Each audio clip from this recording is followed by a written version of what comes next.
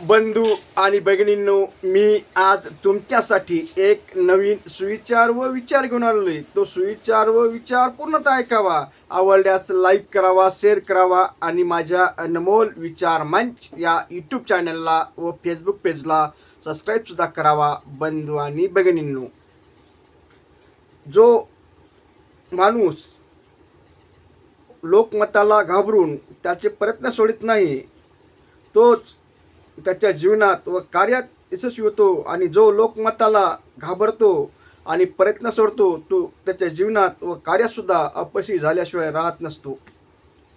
बांधवांनो, उदाहरणार्थ,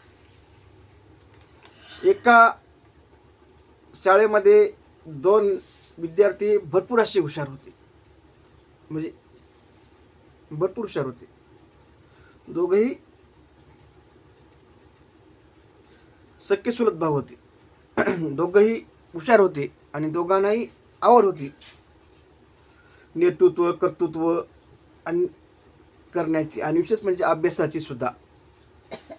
अभ्याससुद्धा आवड होती, म्हणून ते जोमाने अभ्यास करायचे.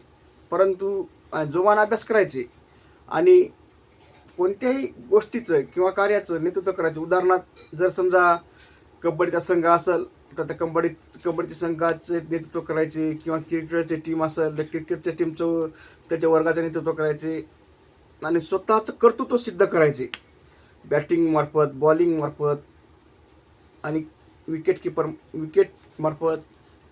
म्हणजे ते एक विकेट किपर राहायचे, विकेट किपर माध्यमातून सुद्धा स्वतःला सिद्ध करून दाखवायचे. आणि दुसरा जे होता ते दुसरा कबड्डीच्या माध्यमातून रेडर कसे करायचे, काय काय सगळं काही ते हे करायचे.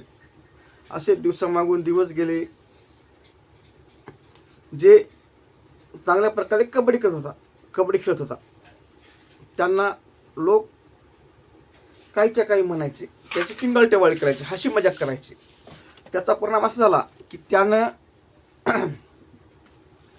त्या क्षेत्रात प्रयत्न करणं सोडलं. आणि दुसऱ्यानं मात्र उलट लोकांना आपण चुकतोय कुठे त्यातून सुधारणा करण्याचा प्रयत्न केला. त्याला निंदक न समजता त्यातून सुधारणा कशी करता येईल याच्याकडे भर दिला. त्याचा परिणाम तो मोठा आज नेता झाला. आणि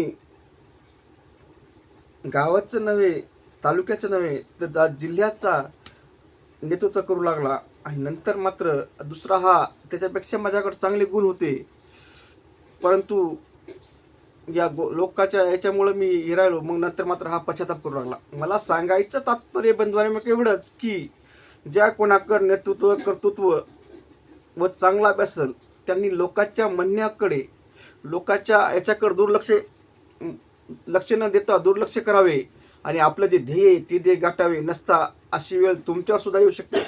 एवढं ठीक आहे बंधूंनो, माझा व्हिडिओ आवडल्यास लाईक करा, शेअर करा आणि सबस्क्राईब करा. असं आपलं तुमच्या कामाचा नाही तर तुमच्या मित्राच्या, मैत्रिणीच्या, नातेवाईकाच्या कोणातरी काम असाल त्यांना तो शेअर करा आणि त्यांना सुद्धा लाईक आणि सबस्क्राईब करायला सांगा. म्हणजे असेच चांगले व्हिडिओ तुमच्यापर्यंत आले त्यांच्यापर्यंत जातील आणि भविष्यात कुठं ना कुठं माझा व्हिडिओ तुमच्या आणि त्यातसुद्धा का पडेल. म्हणून तुम्हाला पुन्हा एकदा विनंती करतो की माझ्या अनमोल विचार मंच या यूट्यूब चॅनलला व फेसबुक पेजला सबस्क्राईब करावं. एवढं ठीक आहे सर्वांनो, धन्यवाद पुन्हा ऐकल्याबद्दल.